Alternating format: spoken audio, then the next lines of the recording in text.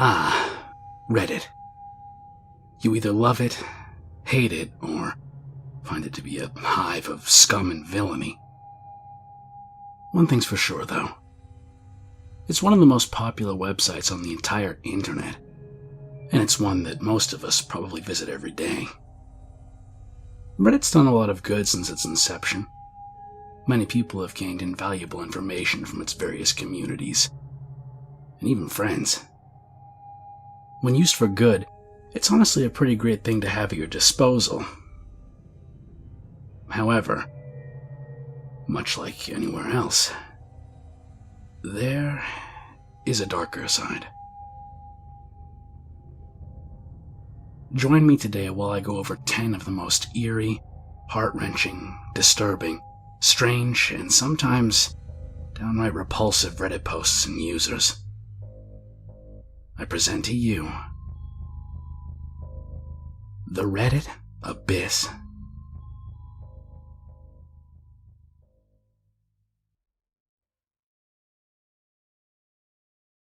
Number 1.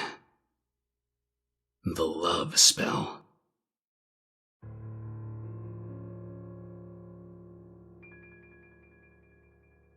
Reddit has communities for everything. Sometimes this can be really useful, and sometimes it can be downright disturbing. But for this first post in the video, we have something that's eerie more than anything else. On the subreddit for witchcraft, a user had asked for help regarding a love spell called Siren Seduction, which they found on a website dedicated to spellcasting and witchcraft. In actuality, the website apparently started as a role-playing thing, but the legitimacy is up for debate. Anyway, the OP claimed the spell was working too well and that they wanted to know how to make it stop. Most people in the comments section tried to calm them down and said that despite the subreddit being dedicated to real witchcraft, you can't really bend someone's will in that way. That magic or a spell can only do so much, and if anything, this likely was just a coincidence. However, one commenter had something different to say. I wouldn't be too sure about that. Sure, you can't force someone to think or feel something, but magic has a dangerous way of creating immense pressure for someone to feel or think something, whether external factors like your social group or internal factors like psychology. I was good friends with a married man who someone put a love spell on. The man turned to drinking because he couldn't stop looking at the woman who put the spell on him, and his wife started to get jealous and upset. He said multiple times he didn't love her and never spent any time with her, which I believe. But that attractive pull of magic meant his eyes kept wandering, beyond the point of merely noticing that the other woman looked good. I mean, his eyes would literally follow this woman every time she walked by. And of course, she wouldn't stop walking by him on purpose. He seemed to be very physically attracted to her, and she would always hang around his workplace. He was a district attorney. But he worked hard. I was working with the municipality then, assigning pro bono cases, and I saw him always working hard with clients and paperwork. So I believe he was telling the truth about never spending time with this woman. The woman owned a diner that was down the road, a small ways to the town hall, and she kept stopping by to bring refreshments for the hard-working people at the attorney's office. And her mother worked there as a secretary, so the man felt he couldn't be mean to her and just tell her to stop coming around. He kept his office locked, but she would walk by his window and wink all the time. And if she was conveniently around during when he went to grab his coffee, she'd try to initiate conversation. Eventually, his cop buddy started bringing his coffee and lunch. A few times, his wife was there when this woman was walking by and her husband was watching. And the embarrassment from her being visibly pissed by that still wasn't enough to get her to leave him alone. Nobody aside from his wife and kids and a few family friends, like me, knew he drank. I think he started drinking from the stress of having this pressure on his relationship at all times. I tried to convince him to do a spell breaking, but he didn't believe in magic and thought I was being crazy. He started going to some evangelical church a lot, trying to pray away his sin. He blamed himself for looking at her so much.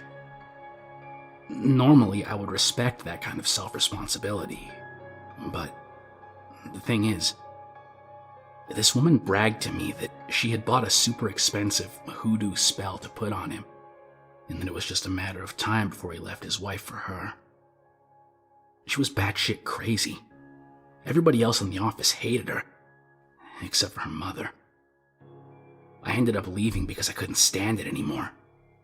I was getting paid very little in a rural town to be doing this job, and the workplace was just made miserable because of her.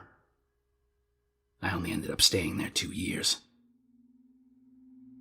When the praying the sinful thoughts away didn't make things better, he just returned to drinking again and ended up getting hospitalized one night. I guess that was the breaking point, because his wife told me around this time that she was starting the divorce process and moved out with the kids to go live with her father. I had already been working somewhere else for a year at this point, so it was shocking to me that it had escalated this far. News got out that the DA was having some addiction problems, and he lost his job to someone else who wanted the position. A friend of the woman who had put the spell on him, no less. About a month later, he hung himself alone in his house. This was a heartbreaking experience for his family. He left 2 toddlers behind who would never get to know their father. A few of us absolutely refused the woman who cast the spell entrance to the church where his wife held the funeral.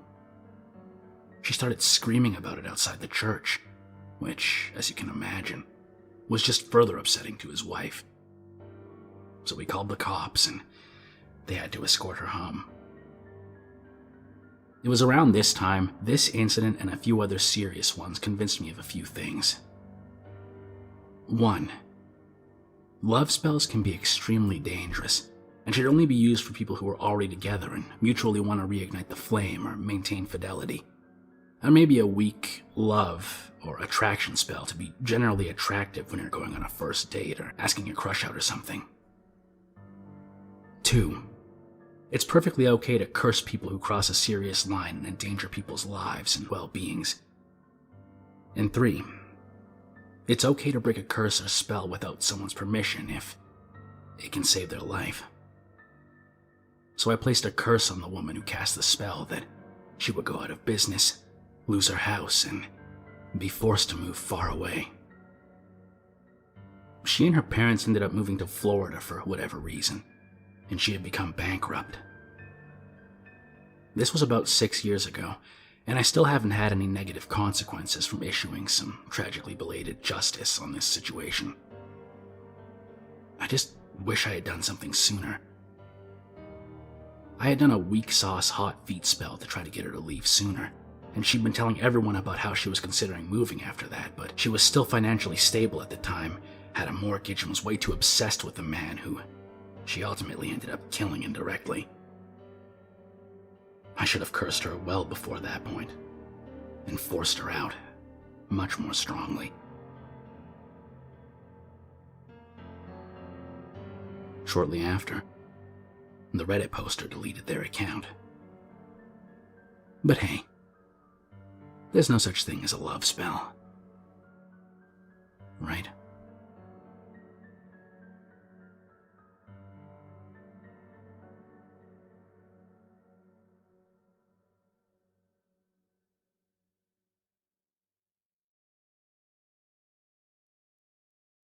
Number 2. A branch for Annie.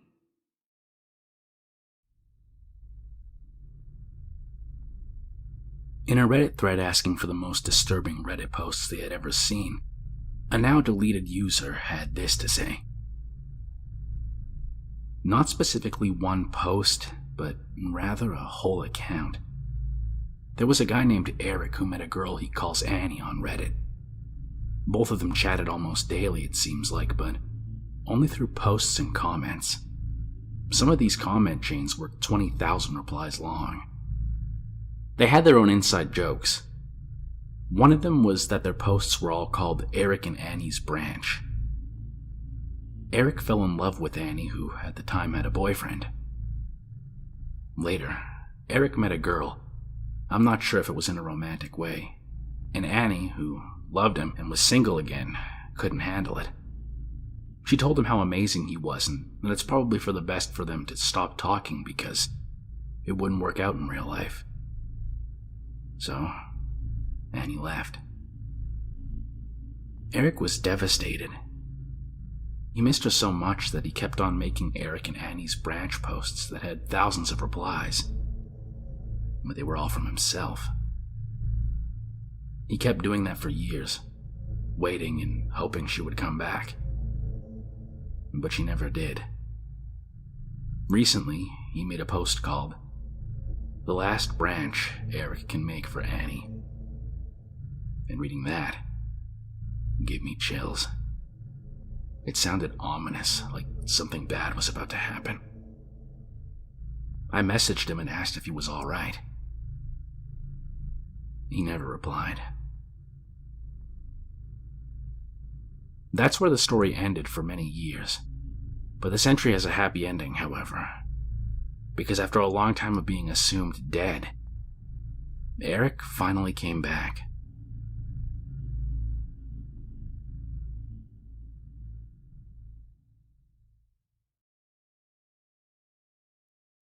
Number 3. Psychic Experience.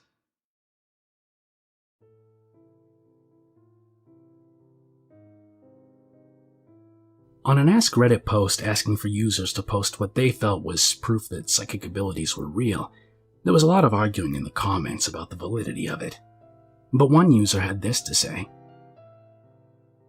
"I used to consider myself as gifted of sorts and that I could sometimes predict future events and outcomes, but not necessarily based upon effort. At times, it would just come to me in random, daydream-like visions or in my sleep through a lucid dream. I chose to chase the phenomena because it did have some incredible accuracy. I had never been wrong, by toying with tarot cards, rune stones, and eventually trying other things like scrying and random page flipping in a text. There's a name for it that I can't recall. I was staunchly religious growing up, and I took my beliefs to an extreme. I felt like I was touched or chosen. I think religion played a huge part in this, by the way.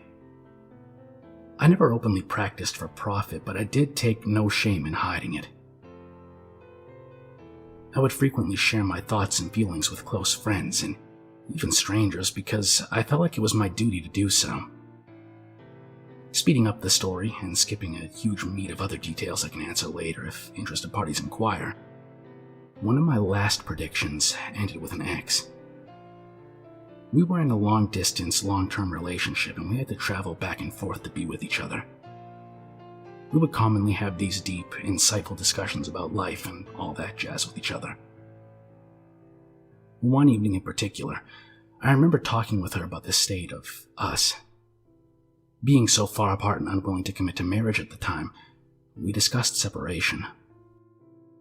I wasn't okay with it, but I think she was, so this may have led to some bias, even though I like to think I was completely open-minded about it. She asked me to focus and concentrate on my future and where I saw me at. So I did. She asked me to do the same for her. So I did. What I ended up seeing, though, wasn't pleasant, and I felt bad in the moment for telling her. I remember the numbers 3 and 4 rolling around in my head over and over. I remember a vehicle accident. I remember telling her over and over again, 3 and 4, 3, 3, 3, 3, 3 and 4. You'll never make it to 3 and 4. And she flat out asked me, "So, you're saying I won't live to be 34? I responded with something like, I don't really know. I just see numbers and I see a vehicle accident." I couldn't recall exactly what. I only saw wheels and debris. I remember thinking on it harder. I wanted more detail and to explore the dream a bit better, so I laid in silence for what seemed to be about 30 minutes or so. Eventually, I just piped up and said, "If you leave here, you'll never make it to 3 and 4. and that's all I had. I didn't put much more thought into it, and our relationship proceeded for about another 3 months before we finally did separate, and the subject never came up again. It's been nearly 7 or 8 years since we last spoke. I found out last week that on June 11th, one day before her 34th birthday, she was killed in an ATV accident.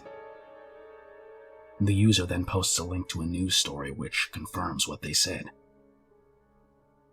I haven't been sleeping very well over it.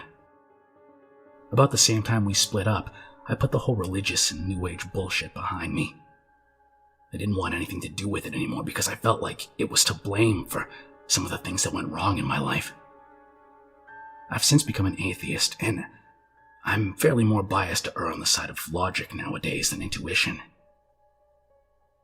But now I feel like I've made a grave error, and I'm second-guessing myself once again. I know that one thing's for sure.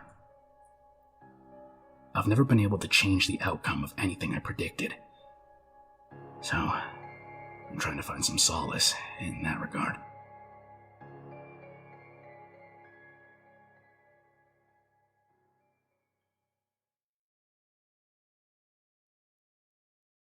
Number 4. So, most people here, I assume, have never taken drugs outside of, pot, right? Most people really don't experiment with much outside of that, or maybe mushrooms. Certainly, most people aren't thinking of hard drugs. Well, the user Spontaneous H wasn't like that. He decided on a whim to try heroin, and, well, let me just go over his post history. He starts off his first post titled, "I did heroin yesterday. I am not a drug user and have never done anything besides pot back when I was a teen. Ask me anything," by saying, "I've never been a drug user. I did drink once in a while and smoked pot years ago back when I was a teenager in high school a few times, and that's it. I'm 24 now, I have a master's and a well-paying full-time job." Sounds like a good start, right? He then goes on to say that an area where he walked by every day was known to have a drug dealer there, and he decides, inexplicably, to try heroin, thinking he won't get addicted. Things go from bad to worse.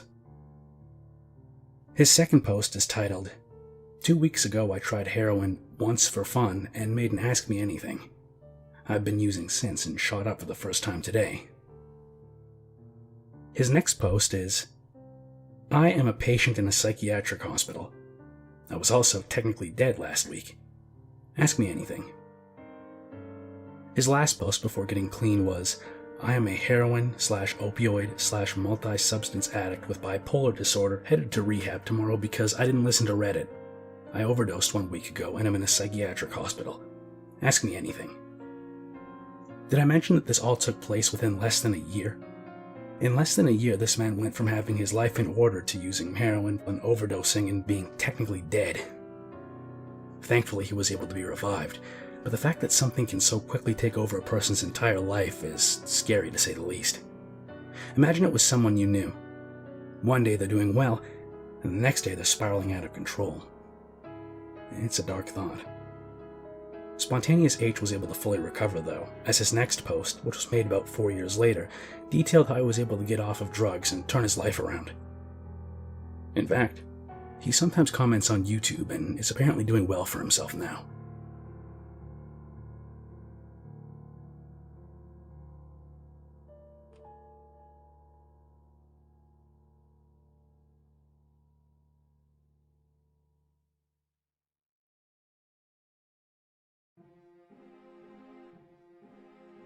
Number 5. LNM Throwaway 9. Let's Not Meet is a subreddit where Reddit users post stories of encounters with people which they had that they found to be creepy or uncomfortable. It's actually where a lot of the true story and creepypasta narrators used to get the stories they'd read from and still do to this day. Now this is important to note because it gives some context to this entry. So, back in 2018, there was a news story about a woman named Jacqueline Otis. Does it ring a bell? Jacqueline Otis had been a CEO on an app called Luxy. Basically, Luxy is a dating app meant for millionaires and, I guess, billionaires. It's really expensive to join considering it costs $99 a month to use. After going on one date, 3 according to Jacqueline, the CEO guy wanted to call things off. Well, Jacqueline had been told by a psychic that this man was her soulmate. She wasn't going to take that from him. So, she began texting him relentlessly. She managed to send him over 159,000 text messages in 6 months.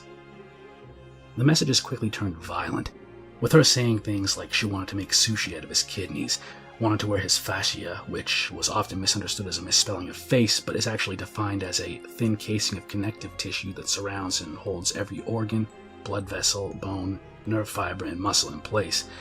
Basically, she wanted to wear the skin under his skin as a suit. She mentions how Hitler was a genius and she admired him, which is weird because in the interview she mentions both her and the CEO being Jewish, and not to mention the worst, most disturbed message of all, which was, "Stay hydrated." Eventually, she was charged with trespassing in his house and taking a bath while he was gone. Before we get to the next part, keep that wording in mind for later. Trespassing. Here's the post from a former friend of Miss Ada's.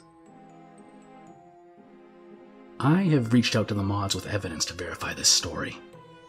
I just have to send them this link after posting it, so it may take a little bit to get it verified. I'm noting this because I also know this story seems completely ridiculous, but the girl I experienced this with is actually insane. I'm also using a throwaway because I don't want people trying to figure out who I am. A lot of people may have heard about this girl. She was all over the news after she stalked a guy, bombarded him with 65,000 texts, and broke into his house all over one date. We met shortly after she went on that date with him, and we were friends for a while before she broke into his house. At first, she seemed like a nice, albeit quirky person. I met her when I spent a couple of months visiting the west coast of the United States in summer 2017. I thought she was cute, and we spent a lot of time together. We were living next door to each other for a few weeks, and we were never really more than friends. I stopped having any sort of non-platonic feelings after she started to talk a lot about the guy she had met on some dating website. Apparently, he was her soulmate, and she had somehow been guided to him by following her birth calendar. I would only later come to know that they'd only been on one date, and he never spoke to her again. I thought it was weird, but I enjoyed our conversations for the most part, and she was funny and nice, so we remained friends. Eventually, she moved on to short flings with a guy, and then another girl from Tinder.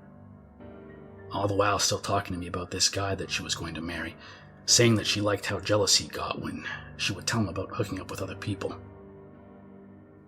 A couple of weeks later, she started to get really erratic. I confronted her a few times about how she was acting, and she told me that she had recently stopped taking her medication, but would start taking it again. She came home one day and decided to tell me that she had a court date coming up for a DUI. I have no idea if this is actually true, but if there's a way to find that out, it happened in Arizona, and her name's pretty easy to find. Someone could look it up if they wanted to know. Her plan was instead to leave the country and go to South America. I told her what a dumb idea that was, and even though she actually went all the way to the airport in a different city, she wound up coming back. Apparently, her soulmate was no longer answering her texts, and she took that as a sign that she should drag her ass back to where he was and fix their relationship. She was upset that he may be seeing other people, even though it seemed okay to her that she was seeing other people. Later on, she told me that she had texted him and said that if he blocked her, she would know that that meant he wanted her to come find him. Obviously, he blocked her, and obviously, that didn't go over well with her. So she moved a couple days later, and summer was ending, and I moved back to the East Coast. I didn't hear from her for a little while, but then we started talking again through text and WhatsApp. She seemed like she was doing better. She told me she'd found a roommate and was working on her art again, and just generally seemed like she was in a better place. I was happy to have my friend back and healthy, but that didn't last longer than a couple of months. Eventually, her behavior started to seem erratic again. She was sending dozens of texts at a time, and they were all over the place. Several of them had to do with her soulmate and how she was still following him even though he had called the police and blocked her. I told her to stop, tried to get her to take her meds, and tried to reason with her 100 times. I was on the opposite side of the country and had no way of getting in touch with her family, who I never knew much about, or her friends to try and get them to help her. She was a kind person and a good friend when she was taking care of her mental health, and I cared about her. But I couldn't force her to take care of herself. One day I set aside some time to call her, and I told her that she was overwhelming me and that she really needed to reach out to her family or someone who could help her. She told me that she couldn't do that because she needed to stay with me, or she would have to go back to her ex-husband. I don't think any of this is true, but she thought her ex-husband was going to have her killed or followed, that he had the entire police force in his pocket and had paid off her family to give him intel on her whereabouts and what was going on in her life. I had just moved for a job and lived in a small studio in a big city. I had no room for anyone to stay long term, and I wasn't about to do that anyway since she was starting to scare me at this point.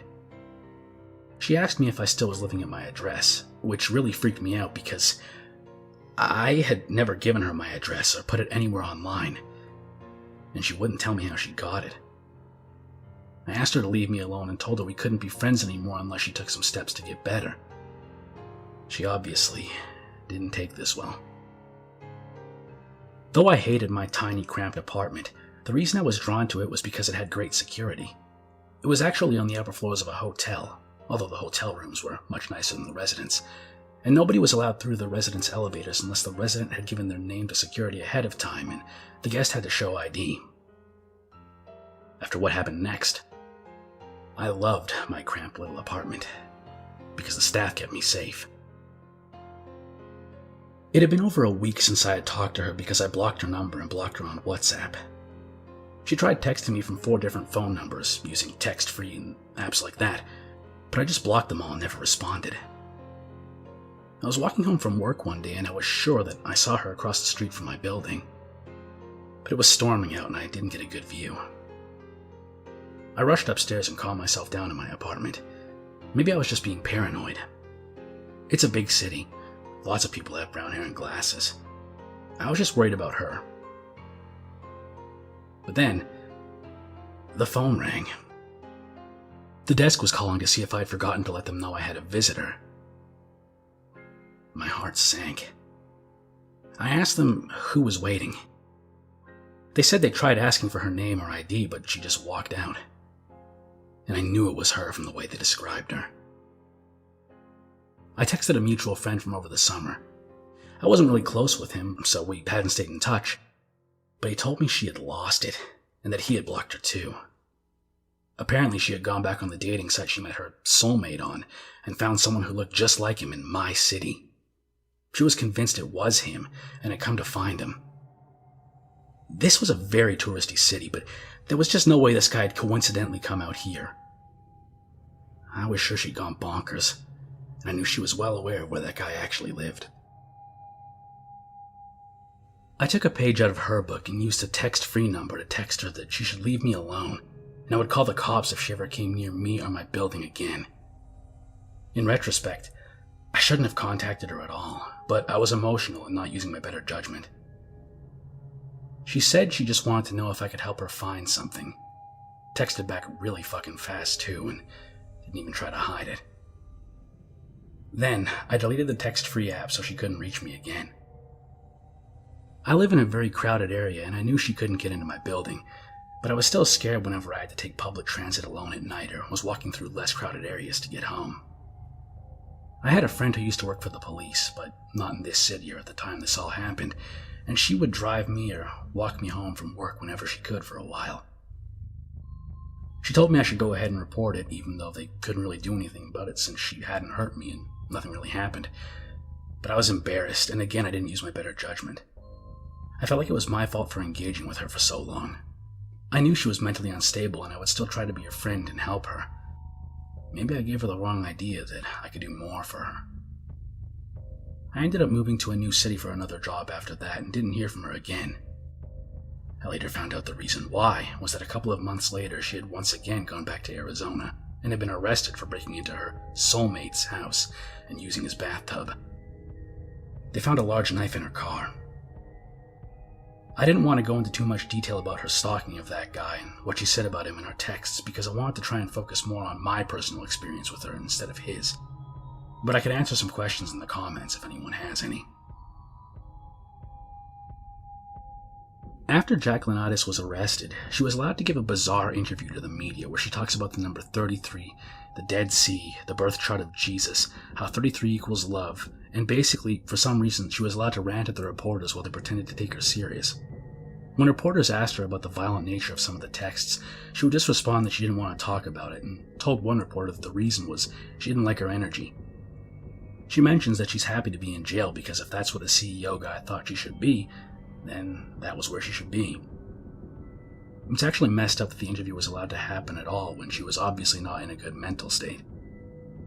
A YouTuber named Dr. Grande points out that the interview shouldn't have happened. What did the reporters intend to gain from it?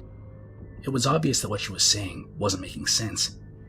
It seems almost like a tabloid news report or something, meant to just sell papers or get viewers as opposed to a case where the reporters could actually get anything out of her that was noteworthy. The court was unable to deem her fit for trial, and she was believed to be a paranoid schizophrenic. After being in jail for 2 years, she was deemed to be mentally incompetent and non-restorable, and was thus released with charges dropped in 2020. Her lawyer was quoted as saying, "I feel that justice was served. Obviously, she's mentally ill, and I hope that she's able to get the necessary treatment." While still barred from contacting the man who was the catalyst for all this, she is now a free woman and, at the time of last update, lived with her parents. One last thing. Users of the subreddit r/conspiracy claim that the case as it's presented today is not actually how it was presented originally. Remember earlier when I said to keep the way her charges were worded in mind? Well, that becomes something of note here. Dr. Grande also mentions this in his video. She was charged for trespassing, not breaking and entering. Trespassing implies that either the CEO left his doors unlocked, or she had a key and was previously allowed access. A user on the conspiracy subreddit commented, Jackie had previously spent a week at his Arizona home and met his parents. He was in the process of setting her up to be a rep for his and his brother's company, when something changed. He played with her mind and convinced her to come to his home, and when she did, the police came and arrested her. The only evidence was her cell phone that was left in her car with text messages of a harassing nature. She needs help to recover from this, but how can she recover if even her doctors don't know the truth of what happened? It was not one date. This was a short, intense relationship. Shame on the CEO and his parents for covering up the truth of what happened with Jacqueline Otis. You allowed an innocent, vulnerable woman to be held in jail for 2 years while denying the week she was a guest in your home. Your lies prevent her healing. Another Reddit user responds, "I'm not understanding." The Reddit user who made the original comment says, What questions do you have? It's a very long story that started 2 years ago when the original articles about this were removed from the internet. This is the most recent development. A third Reddit user enters the thread and asks, "In what capacity is she innocent? She clearly needs help, but I wouldn't exactly call her actions innocent." The OP responds with, The police report leaves out that they had a relationship and that he encouraged her in that relationship. This was not one-sided. They were both in a weird mindfuck relationship with each other where he manipulated her psychologically. The only evidence was a cell phone found in her car and screenshots that the CEO took. He pushed her to the point of psychosis and set about a campaign to discredit her to hide how he manipulates vulnerable women for his own pleasure. He had all the news with his name mentioned and the facts scrubbed from the internet. Yes, Jackie is having mental health problems, but no, the CEO is not a victim. She even stayed with him in his house for a week and met his parents, but all that's covered up. They then post a link to a Washington Post article with a police report for Jacqueline Otis dated May 5th, 2018. After being asked if there was any source, the user responds, It keeps getting scrubbed. The original police report was changed. They then link to an Imgur file of the police report, but I'm not sure if it's any different. The user mentions that mall kiosks which sell products from the CEO's company in the United States and Canada have had some controversy regarding the subject of illegal immigration schemes and overly aggressive sales tactics. What does this all mean? I don't know. Maybe there's more to the story than we know. Maybe Jacqueline, while mentally disturbed, wasn't the only one in the wrong here, or maybe not. Keep in mind, this is all to be taken with a grain of salt. This is not official, this is just what some person says.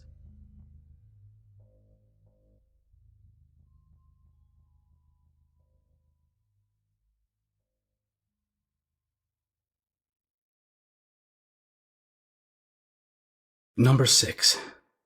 Carl H. Programming. Reddit wasn't always as big as it is today. Neither was YouTube. You have to remember, back in the day, people would do videos just for fun. They couldn't actually make money off of them. So back then, it was a lot more difficult to find tutorials, but when you did, you knew it was somebody who truly had a passion for it, and that usually would make you like them even more. Here was someone who decided, out of the goodness of their heart and love for their craft, to share this information with you just to make your life better and to help you learn. One such user was Carl H.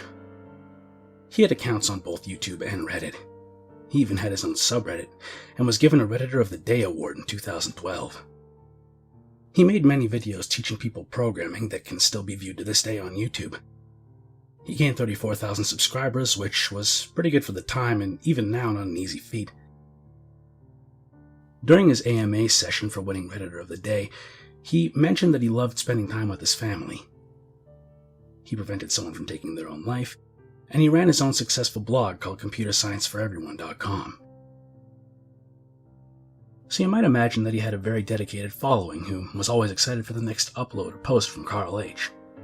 And all seemed fine, until one day in November of 2013. Carl stopped uploading, posting, and responding at all and seemingly vanished. Since it was so hard to find Carl online, his community started to get worried. Nothing was heard from him for some time. That is, until someone found a post on a news article from Alabama about a man with the same name as Carl H., Carl Harold, who was, along with another man, arrested and charged with 18 counts of conspiracy to commit sodomy, conspiracy to commit sexual abuse, complicity, sodomy, and sexual abuse of a child under 12, as well as aggravated child abuse. The child was Carl's own son. When this was discovered, the community immediately turned on Carl and were in disbelief that this person who was seen as a selfless human being was actually a monster. Carl was to be extradited for his charges and to appear in court on November 23, 2014. But on November 3rd, he was found hanged in his cell. You'd think that would be the end of it, but strangely, Carl would return one last time. On November 2016, long after Carl Harold was dead, his Reddit account posted to his subreddit that he was in fact alive, had faked his own death, and had escaped from prison and was planning on restarting ComputerScienceForEveryone.com, and that he was now living in Russia. He also said that he would do an Ask Me Anything post to explain. Obviously, this was BS. This never happened. It was someone who hacked into his account. But it's kind of eerie nonetheless.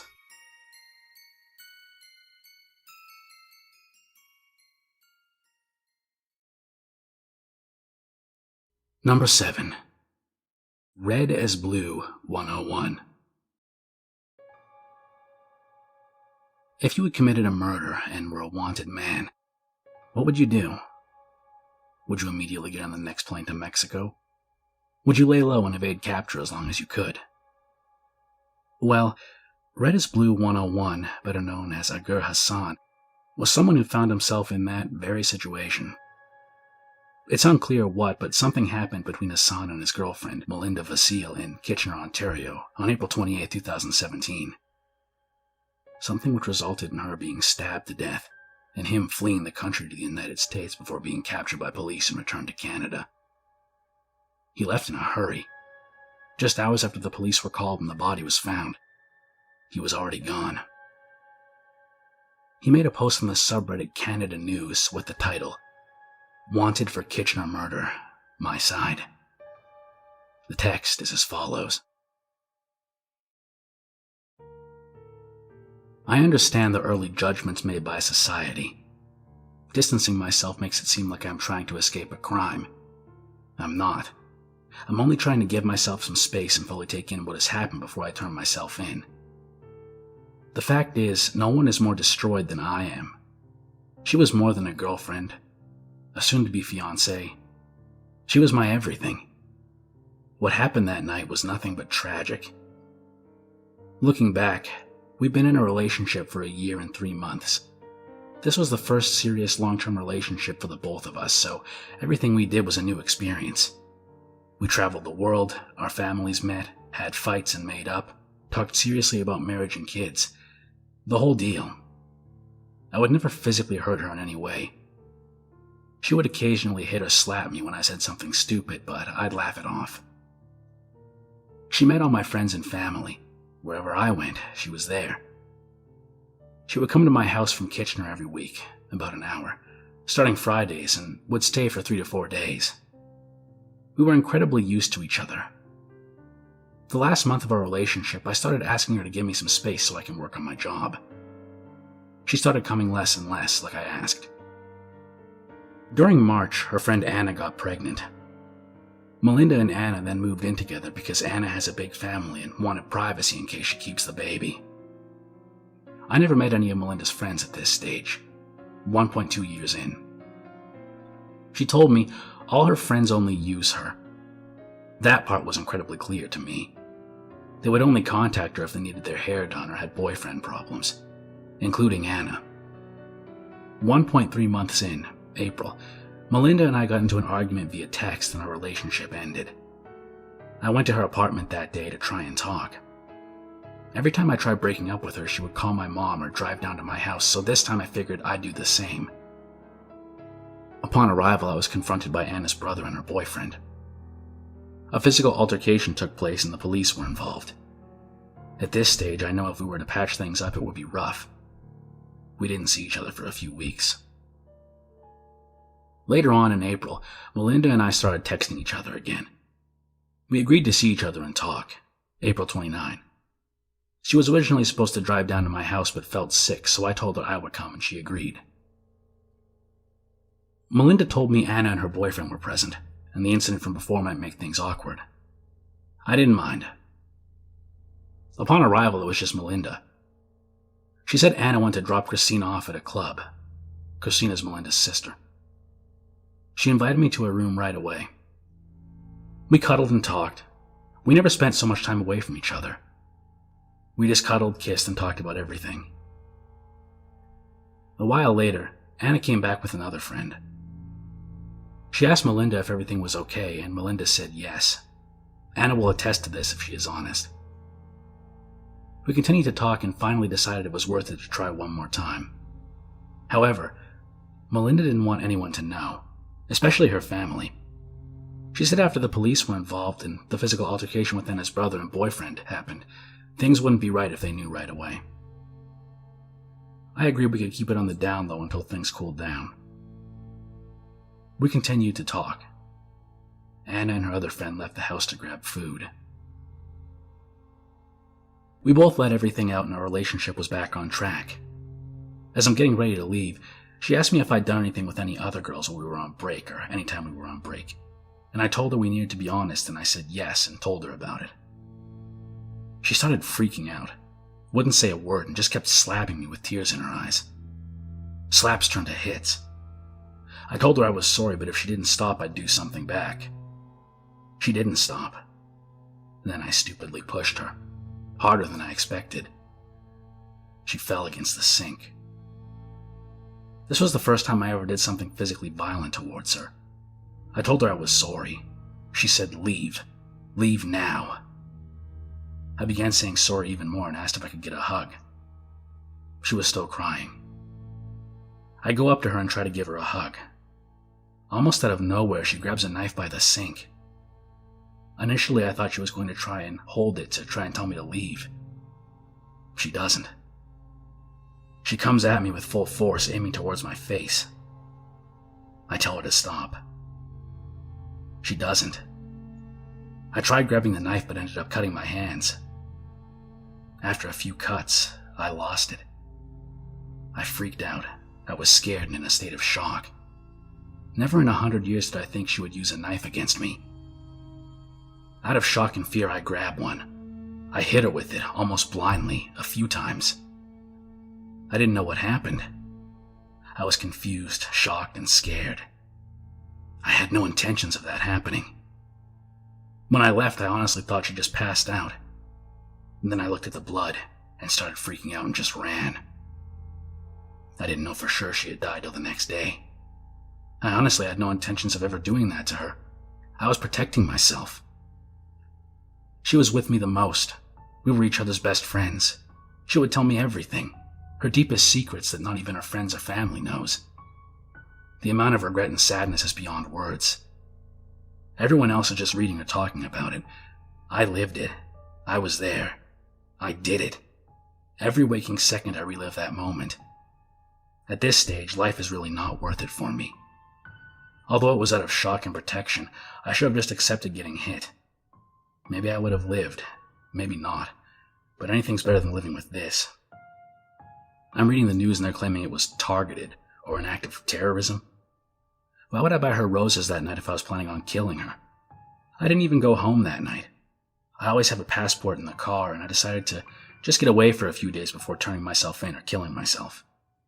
If any of it was planned, I would have taken my stuff. I would have taken cash. I'm in the United States with $200, no clean clothes, nothing. I didn't intend on any of it. It was out of fear and protecting myself alongside shock.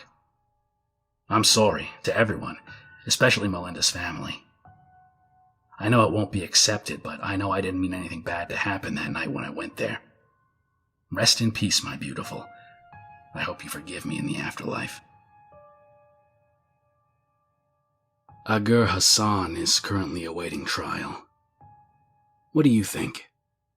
Murder or an accident? It seems like there's a bit more to this story than what's being said. Number 8. Bangarang. Bangarang? How's that for an old reference? In 2015, Reddit user Bangarang posted something alarming in the Sad Boys subreddit. Sad Boys, for those of you who don't know, is a rap collective. I'm not really sure why he posted it there, but the post was unsettling nonetheless. The post was titled, "Need $700,000. In the post, Bangarang says the following: "What do I do? I need it by January 2016 or I'm dead from the mob. What are my options, though?" People in the comments mocked him, saying things like, "Pull out your choppas and take them on," and "Bruh, it's time to Metal Gear Solid yourself out of that bitch. Like seriously, go jump town." And of course, "Come to Brazil and die from dengue fever instead." Someone asks why he's posting it on that subreddit and tells him to get out of town, to which he replies, "I got no one." Someone asks him what happened to make the mob come after him, and he replies, "Was involved in a fight where an 18-year-old kid was killed. I was on drugs and had a bad temper. I was always protective of my friends, especially John. John was in a band and was taking off. He had a Facebook page, so we deactivated it. He made a new one. One of his friends that made a new one got real mad that he deleted the old page and thought I didn't want anything to do with her or his old friends because of the new fame and band. John tried to explain that to her, that it wasn't the case.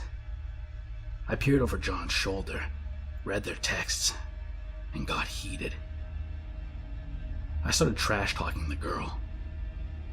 She got her boyfriend's friends to meet me and my friends out in the desert for a brawl.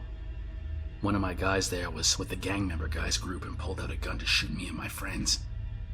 One of my friends grabbed the gun from him and ended up shooting the guy and killing him. The dude that pulled out the gun in the first place. And then after the fight, I violated my probation. Cops were already after me for my drug use. They found out I was involved in the fight and the shooting of the guy, and they added the battery charge. I wasn't charged with murder, but I was involved in the fight, which is why they added assault and battery charges, plus the probation violation.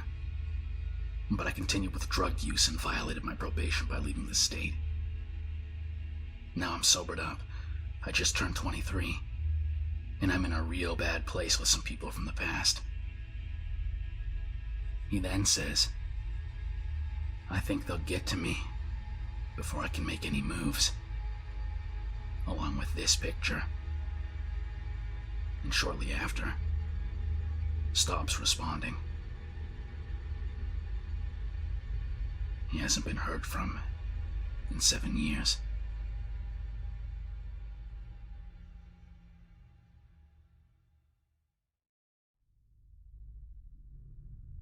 Number 9. 2_maggot. In 2016, on the Confessions subreddit, user 2_maggot posted about his interesting fetish. The post is titled, Used Maggots. It reads as follows. Where to begin? I'm a fucked up individual. I've been masturbating 4 times per day for the last 10 years. I'm on the deep spectrum when it comes to sexual addiction. My relationships never last either. I've taken a step too far. I've stumbled upon some sexual content where people would play with worms and maggots and other insects on their genitalia. At first I was disgusted by this, but you know how it goes. Over time you get used to it and your brain normalizes something that really shouldn't be normalized. So at some stage last year I had my first maggot play session. I let the critter loose on the tip of my penis and then they would force their way in. I don't really know how to describe the sensation except for the word rapey. The first time had no bad consequences and I kinda moved on. Jump to early 2016. I found that my neighbor has a compost bin stack going with loads of earthworms and maggots. So I grabbed a bunch of maggots and went to play. This went on for about a week without consequences. I would sneak around every night to go grab a few and let them travel down my shaft. Jump to last week. So we have a trash bin outside that hasn't been emptied in a while and it stinks of decay and rotting flesh. So eventually I spot a few maggots around the bin, squirming around like crazy. Different variety than the ones in the compost bin. And I grabbed 4 of them and went to work. Well, literally within 10 seconds, I had 2 maggots very far down my urethra, and I could feel them trying to force their way further down. I quickly finished, and so one came out, but the other one went into my bladder. I panicked really badly, so I took a plastic water bottle and injected water up my urethra a few times to try and flush it out. No success. I had a maggot inside of me. So a day or so goes by, and I started getting green, yellow discharge and my urine smells really bad. My stomach and lower back starts getting very sensitive. I went to the pharmacy and bought 3 different kinds of over-the-counter meds for UTIs. This slightly alleviated the symptoms, so I stopped using them because they ran out anyway. And then this morning, the discharge is back and there's a lot of pain from my back. I still haven't seen the maggot and I assume it died in my bladder. So right now, I have a massive infection in my body. My kidneys, liver, bladder, prostate all feel inflamed and sensitive. They might implode any minute and I think I'm dying. I don't know what to do anymore. I know it was a stupid idea and that it evades common sense completely. I just wanted to get it off my chest and maybe spread the word. Don't let the internet convince you that something is safe. Common sense can go a long way in keeping us alive. Also, if you have an addiction, try to stop or cut it out. It's destroyed my life and my ability to love and be loved. I actually recorded everything and uploaded it on Motherless, but I removed it again. There's a user group on Tribe. The specific fetish is called pharmacophilia. Plenty of videos and photos if you're interested, but heed my warning and do not do it. You will suffer bad consequences for it. The user hasn't been heard from since this post, and if what he says is true, is presumed deceased. And I mean, it's on Reddit, so that probably is true.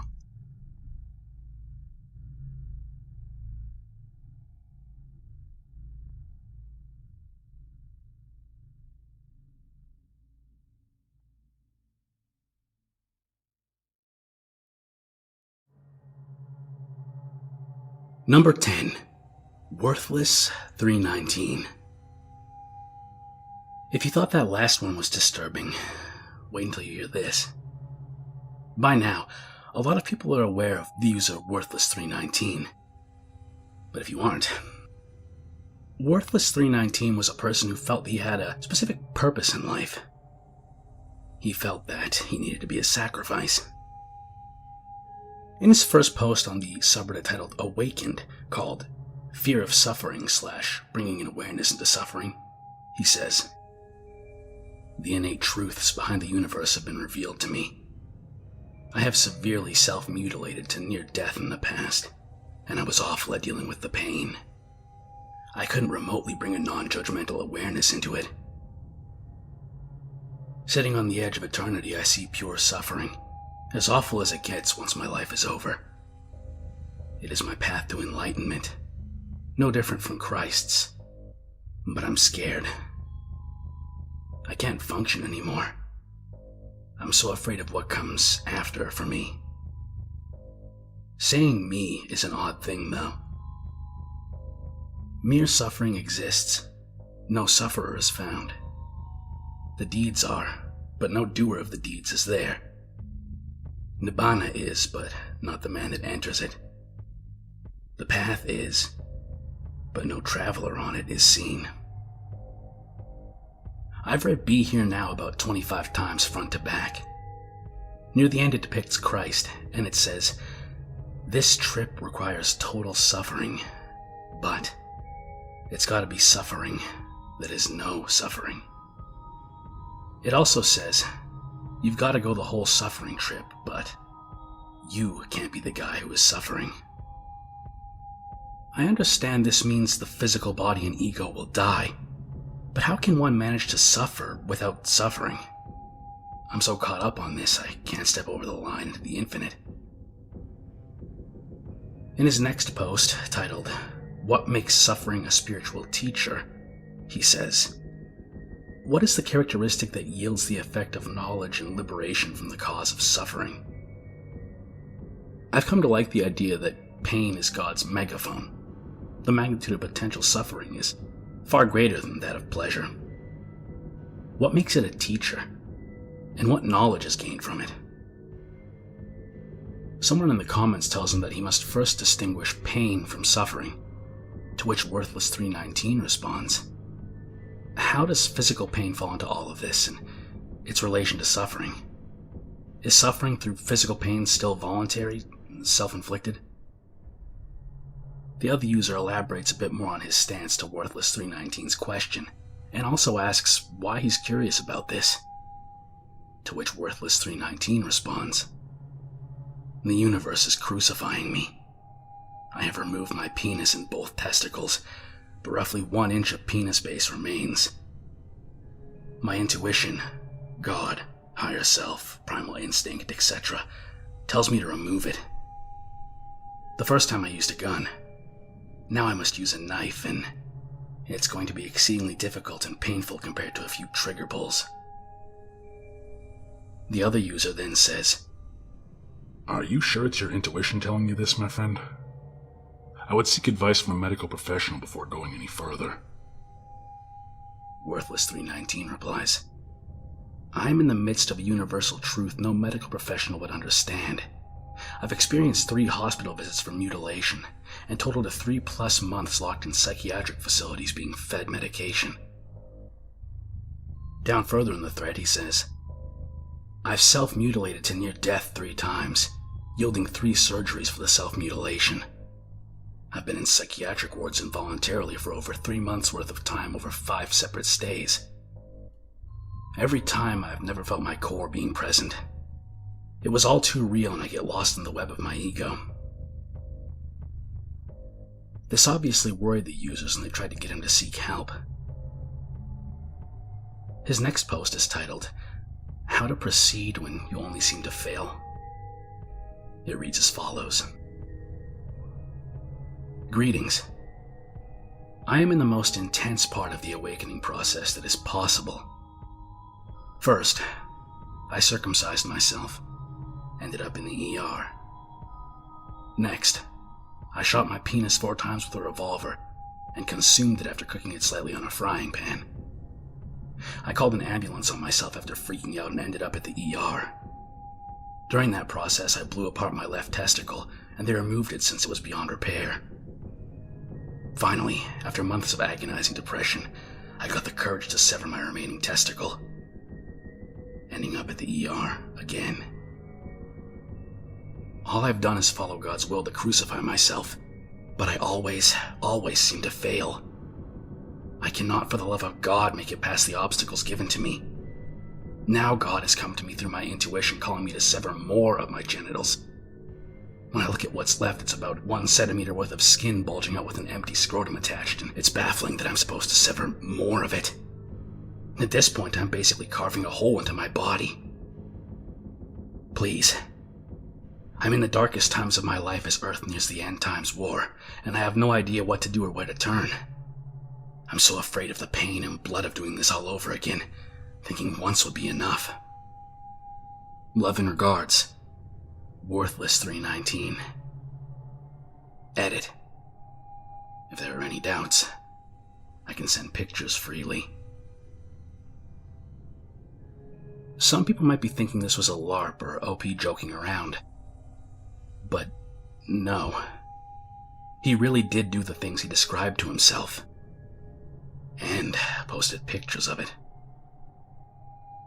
In yet another post he says, North Korea, Texas, the state I visited next month, now Florida, about to get ravaged by Irma. This is just the beginning. I don't know if I'll overcome these trials and tribulations before the end of Earth. All I've done is surrender to God, and it looks like it only makes things worse. I feel far worse than before I began this spiritual path. Everything is dark, and I see no light at the end of the tunnel. The only positivity is that I'm still alive, which means the battle isn't quite over yet. So, Worthless 319 believed he had to do this to himself, to stop a war from happening, that somehow he had to suffer in order to save mankind. His last comment says, It's an old pic I'm reminiscing upon as I'm stuck on a bus for 2+ days to get my revolver. Edit. I'm halfway across the country because I found someone that would murder me by cutting off my penis. But they would have mutilated my corpse unwillingly and eaten me. So I opted out. That was on October 7th, 2017. Since then, nobody has heard from Worthless 319. Whoever he is, I hope he was somehow able to get help. And that's all for today, folks. I hope you found your stay in the Reddit abyss to be interesting. Do come back. If you enjoyed the video, don't forget to subscribe, like, leave a comment, and share. And I'll see when I can make more. And if you really like the video, you can support me on Patreon, as I find making content like this to be very engaging. Have a good night.